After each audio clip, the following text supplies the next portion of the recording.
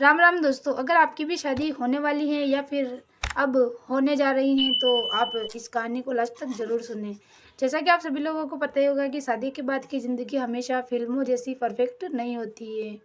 इसमें प्यार भी होता है तो तकरार भी होती है और सबसे ज़्यादा होता है साथ निभाने का सचमुच का इम्तिहान।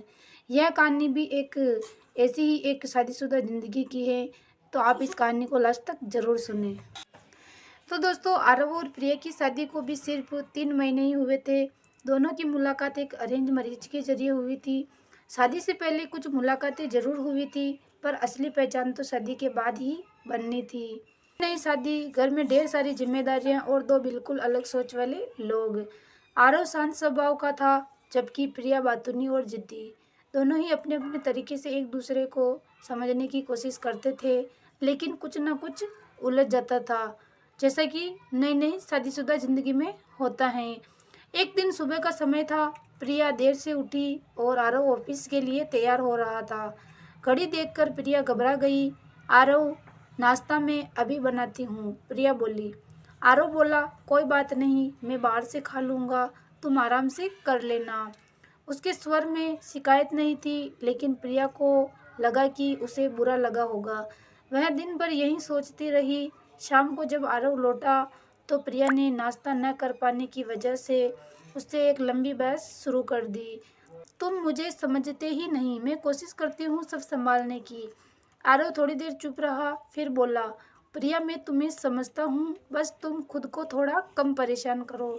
शादी एक दूसरे को बदलने का नहीं, समझने का नाम है। उस दिन प्रिया पहली बार रूठी नहीं, बल्कि चुप हो गई। उसे एहसास हुआ कि नई जिंदगी में खुद को साबित करने की कोशिश करते करते वह जरूरत से ज़्यादा तनाव ले रही है। दूसरे दिन प्रिया ने सोचा कि आज वह कुछ अलग करेगी। उसने आरव के आने से पहले उसका पसंदीदा खाना बनाया, घर को सजाया और खुद भी तैयार होकर मुस्कुराते हुए दरवाजे पर खड़ी हो गई। आरव अंदर आया तो बोला, क्या बात है आज इतना सब? प्रिया ने धीमे से कहा, सॉरी, शायद मैं नई जिंदगी को सही तरीके से अपनाने की कोशिश में खुद को ही थका रही थी।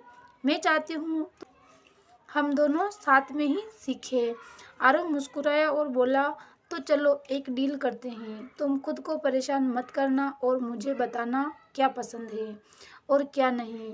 मैं भी बताऊंगा, ताकि हम एक दूसरे को और अच्छे से समझ सके। प्रिया ने सिर हिलाया। यह कोई बड़ी बात नहीं थी, लेकिन आपसी समझ का एक छोटा सा कदम था। धीरे धीरे दोनों ने अपनी दिनचर्या को समझना शुरू कर दिया। आरव प्रिया की मदद करने लगा, कभी सुबह चाय बना देता तो कभी कपड़े सुखा देता। प्रिया भी उसके कामों में और पसंद नापसंद को समझने लगी। एक दिन प्रिया ने कहा, आरव, शादी सिर्फ साथ रहने का नहीं, बल्कि साथ मिलकर बढ़ने का नाम है ना?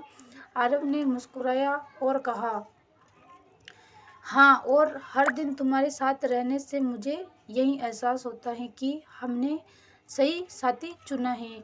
उस दिन दोनों ने चाय के साथ लंबी बातें की। उनकी हंसी पूरे घर में गूंज रही थी। अब उनके बीच न पहले जैसी झिझक थी, न ही गलतफहमियाँ। तो दोस्तों, यह था कहानी का अंतिम चरण, और इस कहानी से हमें यही शिक्षा मिलती है कि शादी में परफेक्ट कपल होना जरूरी नहीं, जरूरी है समझ, धैर्य और हर दिन एक दूसरे को थोड़ा सा अपनाने की कोशिश।